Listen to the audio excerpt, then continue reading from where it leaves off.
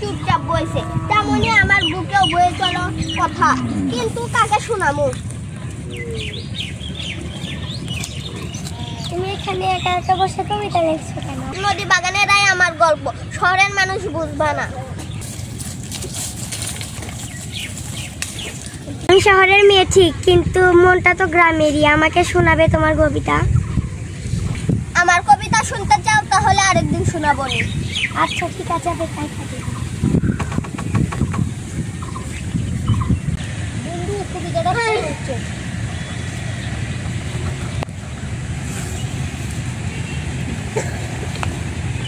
কি কবি সাহেব, তুমি বলে দুইটা কবিতা শোনাইছ? না চাচা, ও নিজে আগ্রহ করছে তাই শোনাইছি। শোনো নাকি তোমার প্রতি এই বয়সে কবিতা ভালোই লাগে, কিন্তু বাবা ভালোবাসা লাগলে আগুন জ্বলে ওঠে বাবা। বন্ধু কি বলবো,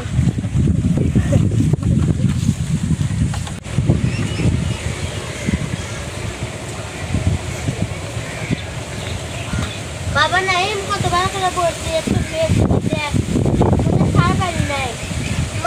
মা দেখছি আর একটা কবিতা শেষ করে যাবো। লেগে কি হবি বা, প্রেশার মুসের পেটি তো বড় কথা। এই মাটিতে দাঁড়ায় আমি কিছু করবো না, শুধু একটু সময় দাও। কাজে না যেটা ভালো মনে করে সেটাই কর।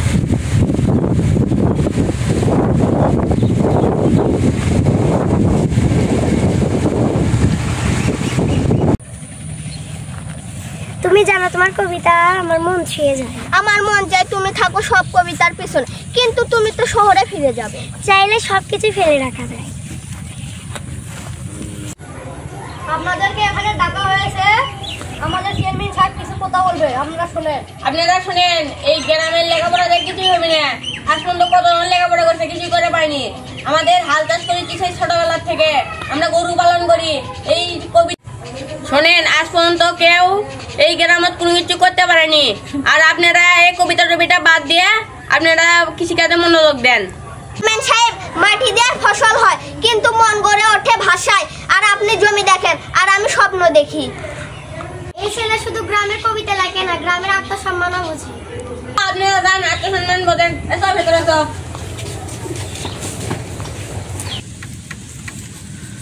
বাবা নাইম, থাকবি তোর কবিতার সাথে, আমি তোর পাশে আছি। এই নদীর মতন বইতে চাই আমার মন, বাধা দিলে চলবে না মা। তুমি লেখো কবিতা নাইম, আমরা তোমার পাশে আছি। তুমি যদি কবি না হয় এই গ্রামটা অনেক কিছুই হারাবে। মান যে যাই বলুক, আমি কবিতা লেখা ছাড়বো না। শুধু ধান না, জন্ম হয় স্বপ্ন, তাকে বাধা নয় সাহস দিতে হয়। মাঠের পাড়ে মনের গল্প।